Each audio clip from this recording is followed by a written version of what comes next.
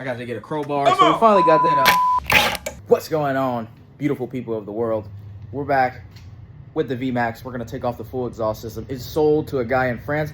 I'm just going to take you along on maybe to give you the list of tools that you need, because that always helps me going back and forth from the shop back to the house to grab tools. I already know what I need. So first things on the agenda. This bolt here, 14.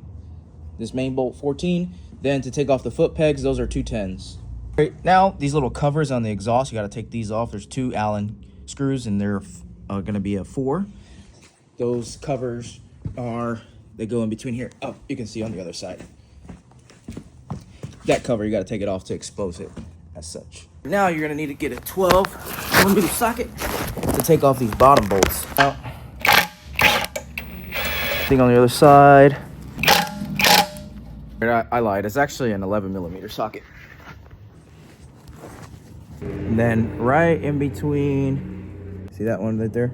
All right, so once you got that loose, you should be able to remove the rear portion of the exhaust. All right, so mine aren't coming off from the back, so I'm gonna have to get to the top and take the other cover off and strip them down that way and see if I can get them straight off from the head. And the bolts that go in the head are gonna be an Allen size 8. All right, so we finally got that out. That did work.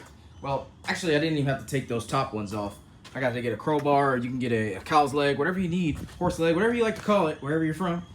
I have to wedge it in between where those inlets are and where these crossover tubes meet. And I wedged something in there, such as that. And once I got off and the other side came off, I'd recommend taking off the swing arm first, because it adds some unnecessary tension to it. Another quick tip before you go ahead and get to the front of the motor, you're going to need to take off this Allen. It is a number 5. You can see it there, just take my word for it, it's a number 5, because there's this long screw here, and anytime you try to wiggle it through the swing arm and the motor, they kind of get caught in between each other. Also, you need to take them all the way out, because if you don't and you kind of leave it halfway, this clamp needs to literally come completely off so that these two parts can come off together, because this is kind of like a turbo clamp. Just like that, I got everything off. It was a little bit of a pain in the butt. I had to tip the bike over, then kind of wedge another one of those. I had to wedge that in between just to get it off, lay it over, and then it came completely out. I think I'm going to be able to save space. Probably not going to be $400 like I thought.